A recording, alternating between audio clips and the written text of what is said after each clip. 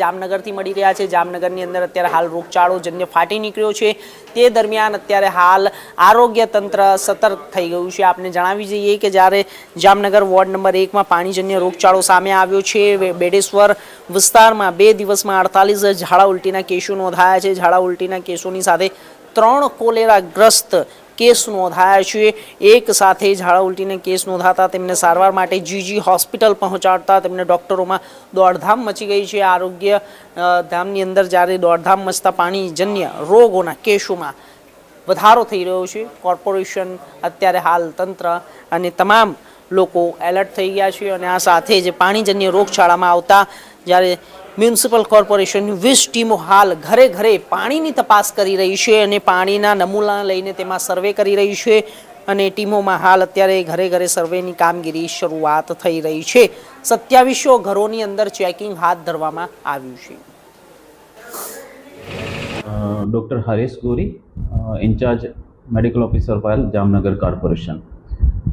दरारनगर 1 विस्तार ward number 1 no विस्तार है। त्या झाड़ा उल्टीना केस नोंधायेला हता अने एनी अंतर्गत 3 कोलेरा पॉजिटिव आव्या छे।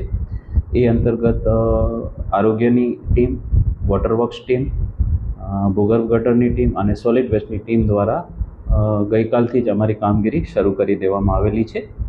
आ अंतर्गत आरोग्यनी 20 टीमों बनावेली छे अने ए लोको घरे घरे जई अने 2700 जेटला घरोनुं सर्वे करी लीधुं छे अने एनी अंदर क्लोरीन टेब्लेट અને ખાસ કરીને કોઈને સામાન્ય તકલીફ હોય તો એના માટે અમે સ્થળ ઉપર જ નગર નંબર 1 કોડમાંથી બોલું છું। કાદરનગરમાં મજોણાજા સાહેબ પાણીની બહુ સમસ્યા છે। પાણી બહુ ગંદુ આવી રહ્યું છે।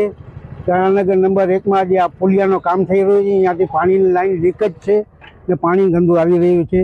તો તમે આની કંઈ નિકાલ કરો। આ ગંદકી રોગચાળો ફેલાઈ રહ્યો છે। ઝાડા ઉલટી થઈ રહ્યા છે।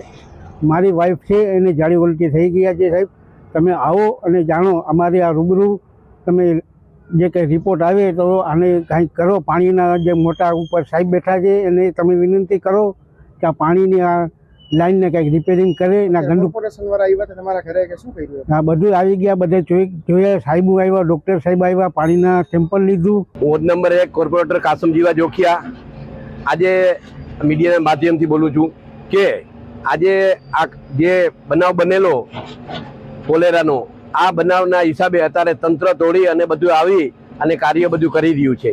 હવે આજ 2 દી ત્યાં ભૂગર્ભનું કામ પણ ચાલુ છે અવિરત એમને અને 15, 20, 25, 30 માણસો છે।